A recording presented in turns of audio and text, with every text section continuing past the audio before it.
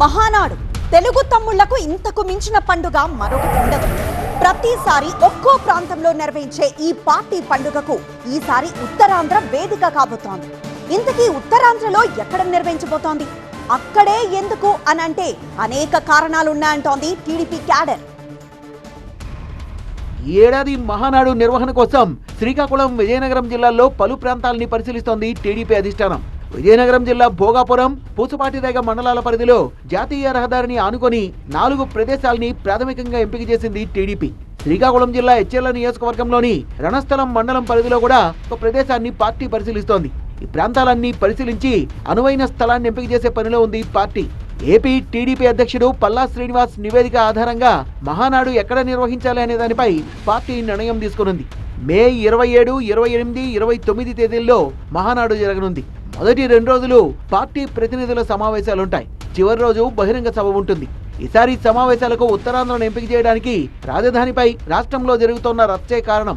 అమరావతిలో వేల కోట్ల రూపాయలతో రాజధాని కడుతూ ఉత్తరాంధ్రకు అన్యాయం చేస్తున్నారంటూ వైసీపీ నేతలు ఇప్పటికే విమర్శలు ఎక్కువ పెడుతున్నారు. తెగదు ఉత్తరాంధ్రను నిర్లక్ష్యం చేస్తున్నారనే కామెంట్ కూడా చేస్తున్నారు ఉత్తరాంధ్ర వైసీపీ నేతలు. ఒక రాష్ట్ర ప్రభుత్వానికి ఈనాడు 3,30,000 కోట్లు ఆదాయం బడ్జెట్లో సమకూరితే మా దగ్గర 1,000 కోట్ల ప్రాజెక్టు సంవత్సరానికి పూర్తి కాదే. ఇది ధర్మమా అని అడుగుతున్నాను. నేను ప్రభుత్వాలు ఇలా చేయొచ్చా అని అడుగుతున్నాను.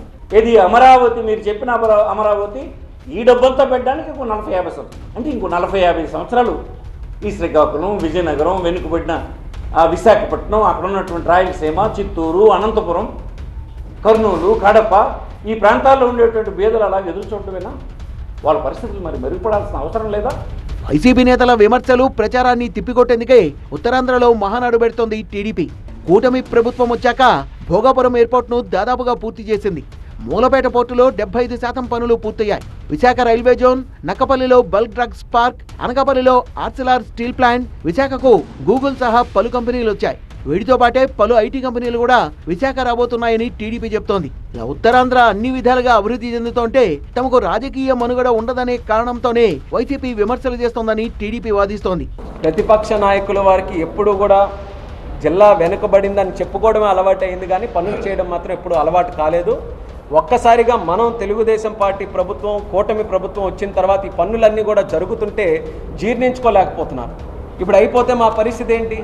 స్పీచ్లు బట్టి కొట్టుకున్నారు. ఇవన్నిటి మీద నేరేడు బ్యారేజ్ మీద స్పీచ్ వాళ్ళకి రెడీగా ఉంది, మూలపేట మీద స్పీచ్ రెడీగా ఉంది, ఈ జిల్లా అభివృద్ధి కార్యక్రమాల మీద స్పీచ్ రెడీగా ఉంది. ఆ స్పీచ్లు ఎంతకాలం చెప్పుకోవాలి? పనులు చేయడం కాదు వాళ్ళ ప్రత్యేకత. ఒక్క మాటలో చెప్పాలంటే తమ హయాంలో జరిగినన్ని పనులు ఇంకెవరి హయాంలోనూ ఉత్తరాంధ్రలో జరగలేదంటోంది టీడీపీ. ఉత్తరాంధ్ర అభివృద్ధిపై తమ పార్టీకున్న చిత్తశుద్ధిని అదే ఉత్తరాంధ్ర వేదికగా స్వయంగా వివరించబోతోంది టీడీపీ. ఇప్పటి వరకు చేసినవి, ఇక ముందు చేయబోయేవి వివరించి వైసీపీకి కౌంటర్ ఇచ్చే వ్యూహంలో భాగంగానే ఆ ప్రాంతంలో మహానాడు పెట్టబోతోంది సైకిల్ పార్టీ.